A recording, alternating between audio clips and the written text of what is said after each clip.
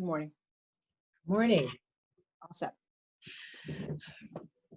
Good morning, everyone. I'm Mary Ellen Dombrowski, and I'm here with you to talk about the census today. This is an ERCCA Big Picture Breakfast presented by our sponsor, AT&T. And I'd like to introduce to you Catherine Marks, who serves with the U.S. Census Bureau as a partnership specialist for the New York Regional Census Center, which includes Connecticut, Maine, Mass, New Hampshire, New York, New Jersey, Rhode Island, Vermont, and Puerto Rico. The partnership program efforts for the Census Bureau encompass building and engaging trusted voices to assist in meeting the overall 2020 census goal, and that is counting everyone once, only once, and in the right place.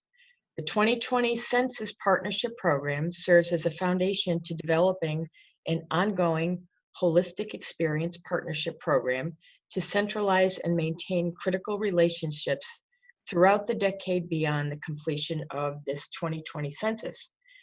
Prior to joining the U.S. Census Bureau, Catherine served in various capacities in public service offices and state and local governments, which include her role in Connecticut Governor Jody Rel's administration 2004 to 2007. So on behalf of ERCCA and AT&T, Catherine, thank you for being with us, and we look forward to hearing about the census. Terrific. Thank you for having me. And as Mary Ellen says, I'm with the New York Census Bureau. Mary Ellen will be taking care of the slides, and you'll be able to see my contact information. If at the end of this presentation you need anything in the Connecticut area, please feel free to reach out with me. I have a terrific team of other partnership specialists throughout Connecticut, and we are going to ensure that we get an accurate count in all of our communities. So first, a little bit about the U.S. Census Bureau. What is our mission? Our mission is to be the leading source of quality data to the nation's people, places, and economy. This slide shows some of our most popular surveys, the ones that people are most recognizable surveys. We actually do over 130 Census Bureau surveys and programs. There's not a meeting that I don't go to where someone says, Catherine, I've already done the census. Most likely they're talking about the American Community Survey, which is done every year. It used to be the long form of the census. Now it's a survey that's done every year, reaching 1 of every 37 households. So thank you for doing that if you received that, but we're talking about the 2020 census, and everyone is going to start receiving those invitations to respond. Indeed, we know that there's a lot of worry about fraud. This slide gives you 1-800 numbers and also a link to a website if you suspect fraud. Please do tell us, because we're very interested in that. But we're here to talk about the 2020 census. And as Mary Ellen says, we're going to count everyone once, only once, and in the right place. The census is mandated in the Constitution, Article 1, Section 2, right up there in the first 6 lines, for the purpose of the apportionment of the House of Representatives. Indeed, we have been doing the census in 1790, and we do it once every 10 years. Our first director of the United States Census in 1790 was Thomas Jefferson. And Thomas Jefferson and his team, they were counting 3.3 million people living and residing in the newly formed United States. This year it is estimated that we're going to be counting 330 million people in over 140 million housing units. That's how we count. We count based on the housing units, how many people live and reside in each housing unit. And the census is about representation and funding, and it is so very, very important. Why is it important? Number one, first and foremost, as I said, the census determines the number of seats that each state has in the House of Representatives. And it also in Connecticut and in other states will now then redefine the congressional districts, the state legislative districts, the state Senate districts. This is all done based on population count. But there is a lot of money that is associated with the census. in the population count. More than $675 billion flows from the federal government to the states, all based on this decennial census data. So that is $675 billion every year for 10 years. It's so important that we get this number right. What is that federal funding for? That federal funding is for Medicaid, SNAP, highway planning, transportation, Section 8 housing, National School Lunch Program, WIC, Pell Grants. There's just a host of federal funding that comes to Connecticut, and we need to ensure that we have an accurate count. Also, since we're talking to business leaders and small businesses, you know how much you rely on proper census data to do your planning. And this is where we get it, the decennial census data. And also the decennial census data will be a benchmark for all of our other surveys. But the census is also very, very safe. Why? Because Title 13 of the federal code ensures that responses to the census cannot be used against anyone in any manner, in any way, by any agency that's federal, state, or local. We do not share the census information. That's so very, very important. Census employees are sworn to protect the confidentiality of this census data for life. What does that mean? That means if I or one of my Census Bureau employees were to violate this confidentiality, we would be fined $250,000. We could be in prison for 5 years and or both. So the census is very, very safe. We do not share the census information with any government agency. It is used for statistical purposes only. And that's just so very important to make sure that we get that information out there. And we will be holding the most technologically advanced census ever, and your data will be safe and secure. We are continuously improving all of our security measures. And the census is easy. Today it's an exciting day to talk about the census because today you can go online and respond to the census. SelfResponse has opened up this morning. Today is March 12th, and everyone on this call, everyone listening, can go online today and participate in a piece of history. You'll also able to go on the phone. You'll be able to go on the phone and respond to the census. You'll have the traditional way to fill out the census, and that's the paper copy. And if you do none of those three, you will get that traditional personal visit by a census employee to the door. But we know that it's just going to be so easy this year, so that we anticipate a terrific self-response. Again, you can go online and respond today, and you can go on phone and respond today. Remember that we only ask some very basic questions. Questions are here. We ask the name, age, date of birth, race and origin, Hispanic origin, relationship, gender, whether you own or live in a home, your telephone number, and how many people live, again, in your household. What we do not ask in the decennial census, we do not ask for Social Security numbers, and we do not ask for money, donations, or anything on a political party. So make sure, again, that you are looking at the true decennial census, and everyone can go online and respond to 2020census.gov today. But we know we live in a wonderfully diverse country, and that people may feel more comfortable responding to United States Census in other languages besides English. So to make that accommodation, you will be able to respond online and on the phone in English and 12 non-English languages. So those 12 non-English languages are listed here: Spanish, Chinese, Vietnamese, Korean, Russian, Arabic, Tagalog, Polish, French, Haitian Creole, Portuguese, and Japanese. So when you go online, you're going to see the ability to click on one of these languages below, and the entire questionnaire will now be in those languages. There's also specific numbers so that you can call and respond online in those 12 non-English languages. With English in those 12 non-English languages, we are hitting 99% of the population, but we're going one step further.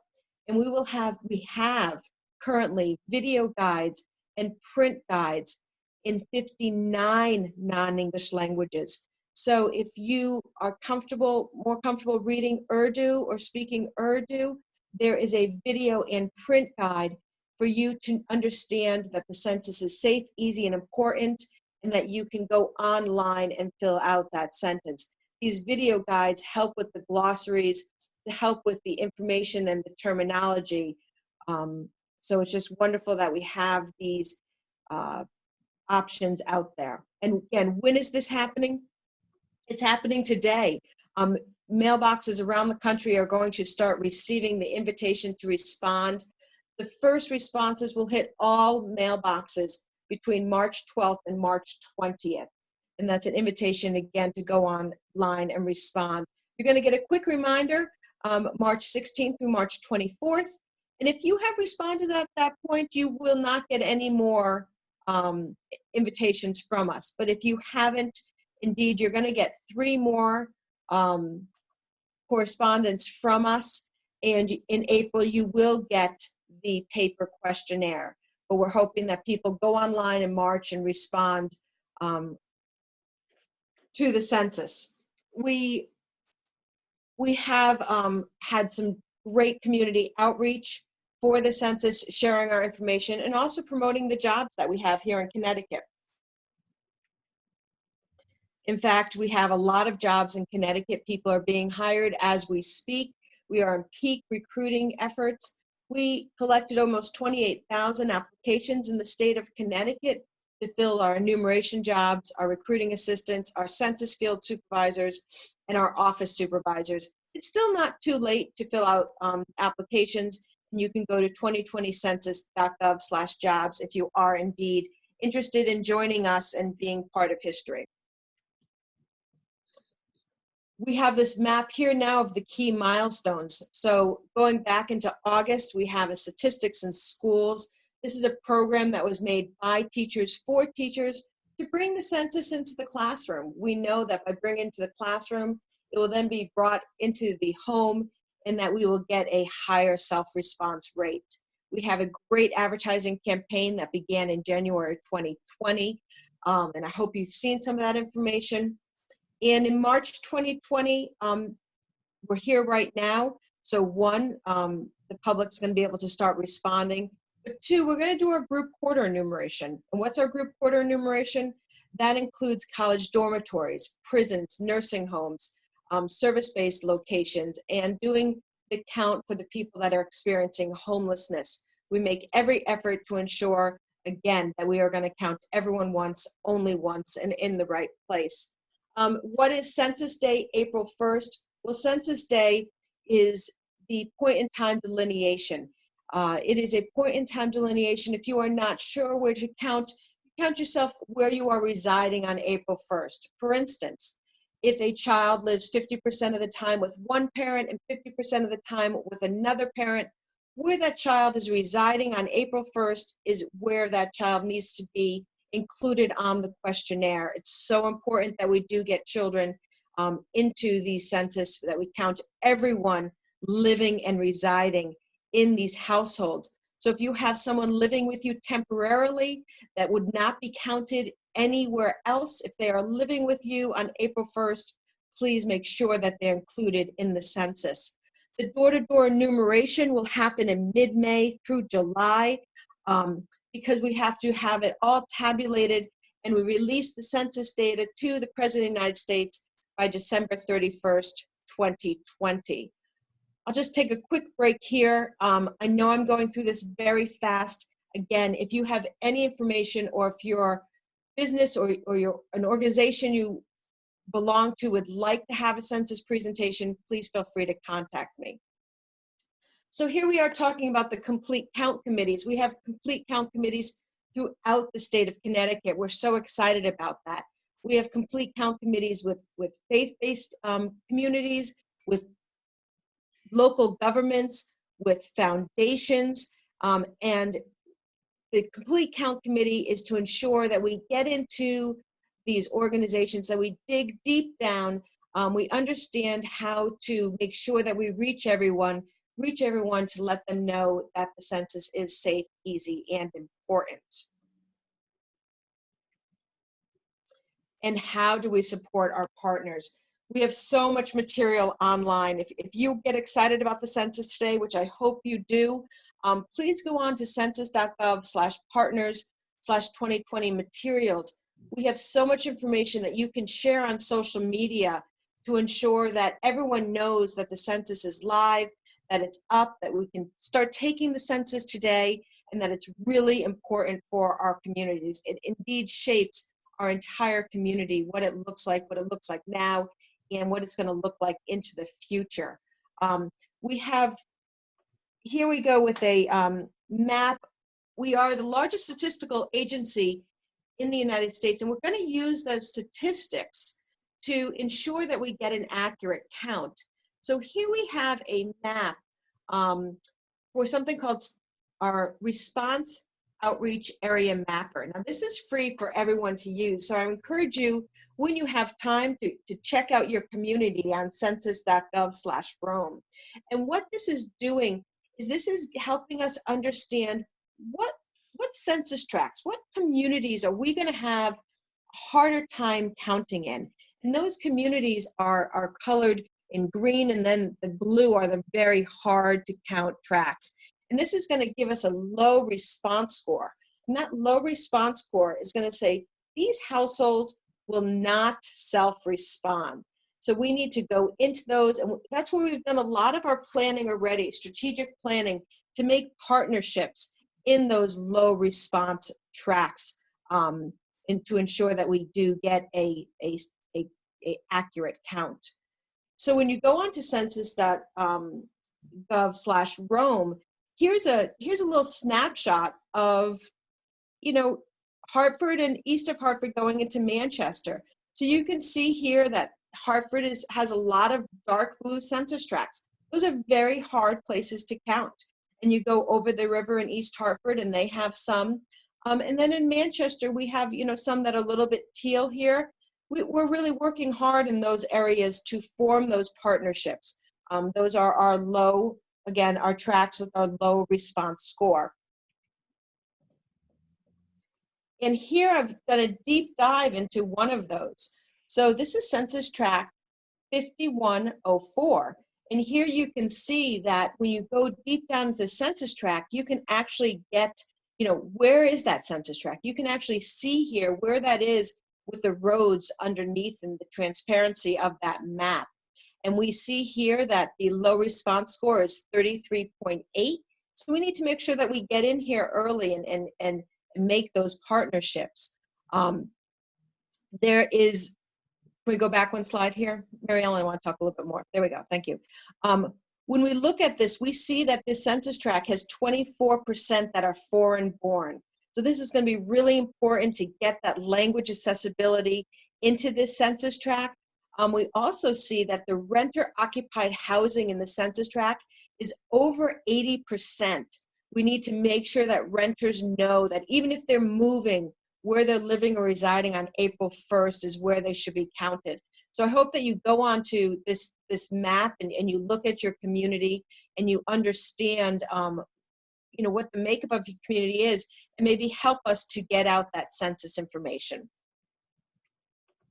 And I would be dismissed if I didn't tell you that we have a lot of resources in the Census Bureau.